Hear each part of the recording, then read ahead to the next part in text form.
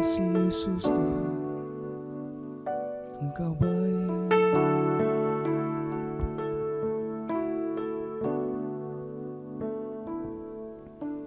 Yesus, Kau telah memulai segala yang baik dalamku.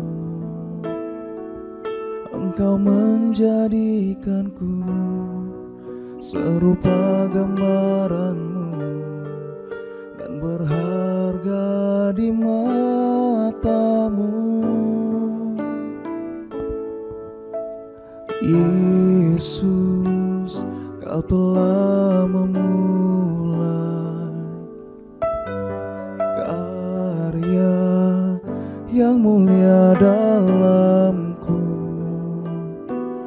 Kau berikan hidup-Mu sebagai ganti dosaku, karena kasih-Mu padaku. Sekarang ku memuji-Mu, Allah yang setia, yang tak pernah meninggalkan perbuatan tangan-Mu. Sekarang ku menyembah-Mu, Allah yang mulia, sempurnakan segenap hidupku agar indah bagimu. Sekarang ku memuji-Mu, Allah yang setia, yang tak pernah meninggalkan perbuatan tangan-Mu. Sekarang ku menyembah-Mu, Allah yang mulia, sempurnakan segenap hidupku agar indah bagimu, agar indah bagimu, agar indah bagimu.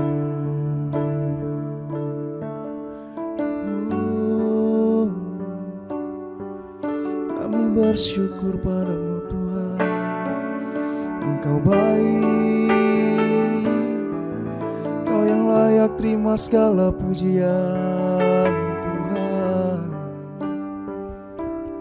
Kami menyembah nama-Mu, terima kasih Yesus Tuhan, Kau Allah yang setia.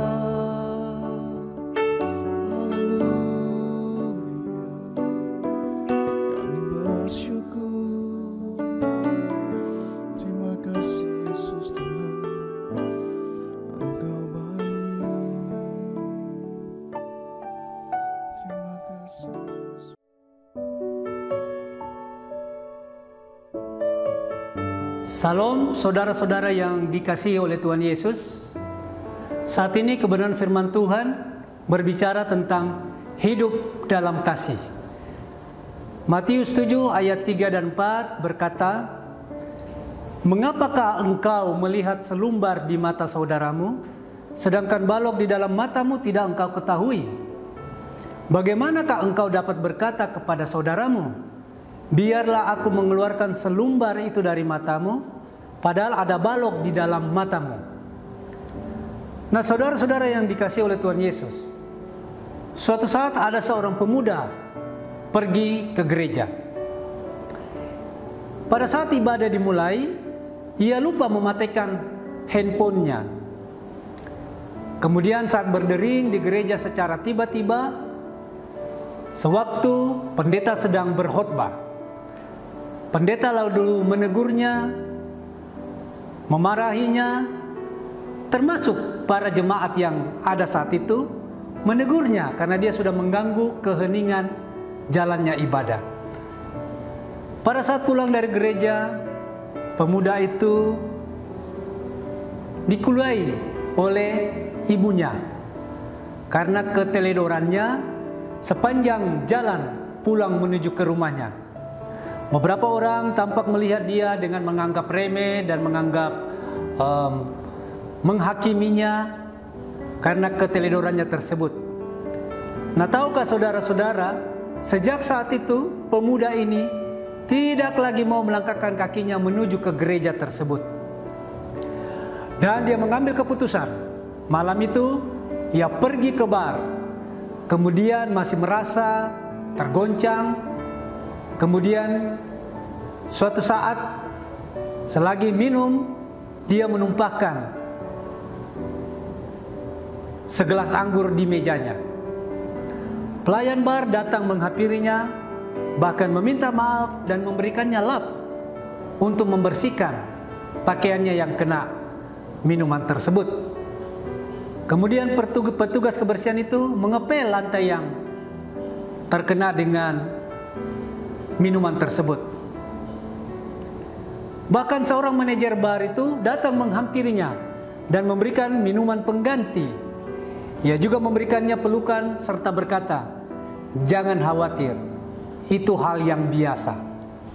Nah, Bapak Ibu Saudara dikasihi oleh Tuhan Yesus, siapa di antara kita, saudara dan saya, bahkan seorang manusia pun yang tidak pernah berbuat kesalahan? Sejak saat itu, pemuda tersebut tidak pernah lagi masuk ke gereja, bahkan ia hampir tiap malam ke bar tersebut. Ini paradoks, Bapak Ibu Saudara dikasihi oleh Tuhan Yesus. Tadinya rajin ke gereja, kemudian ada masalah tersebut, dia beralih masuk ke dalam sebuah bar hampir setiap malam. Saudara yang dikasihi oleh Tuhan Yesus, setiap orang, saudara dan saya, pastilah pernah membuat kesalahan. Karena manusia cenderung melihat kekurangan dan kesalahan orang lain. Namun tahukah saudara-saudara, saudara dan saya yang sudah percaya kepada Tuhan Yesus sebagai pengikut Kristus, kita harus dapat membuat perbedaan dengan bagaimana memperlakukan orang secara khusus. Ketika ada yang melakukan kesalahan yang tidak disengaja, kita perlu memahami dengan sabar dan memberikannya semangat serta memberikan dia motivasi untuk memperbaiki kesalahannya. Karena kasih itu selalu memaafkan kesalahan orang lain. Dalam 1 Korintus 13 ayat 4 dan 5 firman Tuhan berkata, "Kasih itu sabar, kasih itu murah hati, ia tidak cemburu, ia tidak memegahkan diri dan tidak sombong. Ia tidak melakukan yang tidak sopan dan tidak mencari keuntungan diri sendiri. Ia tidak pemarah dan tidak menyimpan kesalahan orang lain." Tuhan Yesus Kristus sudah menerima saudara dan saya, kita semua yang mau percaya kepadanya, sebagaimana kita adanya. Apapun latar belakang saudara, apapun status dan jabatan saudara, Tuhan Yesus menerima saudara apa adanya. Tuhan tidak memandang status dan jabatan kita, harta kekayaan yang kita miliki, bahkan pangkat dan golongan yang saudara miliki. Di hadapan Tuhan Yesus, saudara dan saya, kita semua yang mau percaya kepadanya sama adanya. Nah, Bapak Ibu Saudara dikasihi oleh Tuhan Yesus, seharusnya kita yang lebih kuat, kita yang lebih rohani, wajib menanggung kelemahan orang yang tidak kuat. Dan jangan kita mencari kesenangan kita sendiri. Setiap orang di antara kita harus mencari juga kesenangan sesama kita demi kebaikannya, untuk membangunnya. Sebab itu, terimalah satu akan yang lain. Sama seperti Tuhan Yesus Kristus juga telah menerima kita untuk kemuliaan Allah. Sekali lagi saudara dikasihi oleh Tuhan Yesus, mari kita hidup di dalam kasih. Karena tidak ada seorang pun manusia yang tidak pernah berbuat kesalahan. Untuk itu, mari kita harus saling membangun, saling menghargai, saling menghormati, saling mengisi, memperlengkapi satu dengan yang lainnya, dengan talenta dan potensi yang ada pada diri kita masing-masing. Semuanya hanya untuk hormat kemuliaan bagi nama Tuhan Yesus. Terpujilah Tuhan, amin. Tuhan memberkati kita semuanya. Mari kita berdoa. Kami bersyukur Tuhan untuk kebenaran firman-Mu Tuhan. agar kami semakin hari semakin disempurnakan. Kami hidup dalam kasih seturut dengan kehendak-Mu. Kami mohon kuasa Roh-Mu yang kudus terus memperbaharui hidup kami. Dari hari ke hari kami semakin sempurna, kami semakin sama seperti Tuhan Yesus yang sempurna adanya. Berkati firman-Mu, berkati kami semuanya. Di dalam nama Tuhan Yesus, firman yang hidup, kami berdoa. Haleluya. Amin.